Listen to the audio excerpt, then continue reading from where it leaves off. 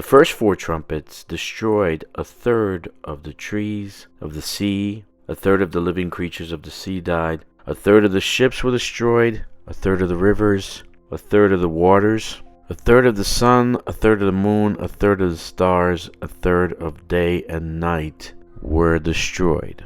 What happens after this, the angel says in Revelation chapter 8, verse 13, "And I looked and I heard an angel flying through the midst of heaven, saying with a loud voice, Woe, woe, woe to the inhabitants of the earth, because of the remaining blasts of the trumpet of the three angels who are about to sound." The popular historical method says that the fifth and sixth trumpets were the Muslim raids with Muhammad and his armies, and the sixth trumpet was the Ottoman Empire, because some scholar decided to translate Revelation 9:15 for the hour, day, month, year as a time period that the Ottoman Empire ruled. So I want you to understand there is a consensus that this was the Ottoman Empire, but here's why I believe it's not. Because in Revelation chapter 9, verse 4, first of all,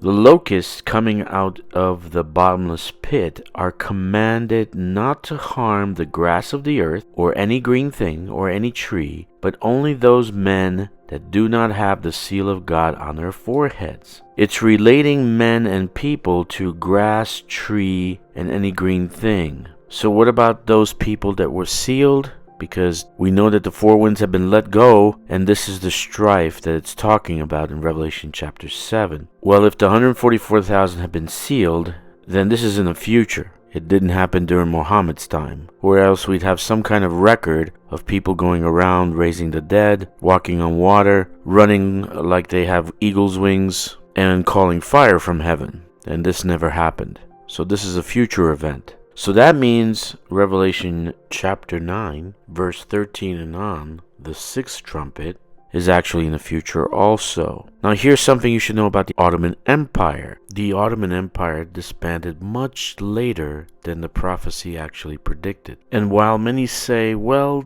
they were not strong, they were a mere puppet state, or they lost their power within that time period of the prophecy, they need to look back in history. The Ottoman Empire fought against the Allied nations in World War I. At the Battle of Gallipoli, they caused 250,000 casualties to the French and the British. So if anyone says they were not truly a power, well, they need to look in their history books. Why am I referencing this prophecy and this translation of this prophecy using the historical method? Because these two trumpets are crucial to the interpretation of the next few chapters that happen, where even the last trumpet is blown in Revelation chapter 11. But we have to understand what happens during this time period. I want you to read Revelation 9 verse 18 before you start reading these two trumpets, because the end result is that a third of mankind is killed. And if we take the current population of the world, that's almost 2.5 billion people will die with the sixth trumpet. Something else that I have to state about Revelation 9.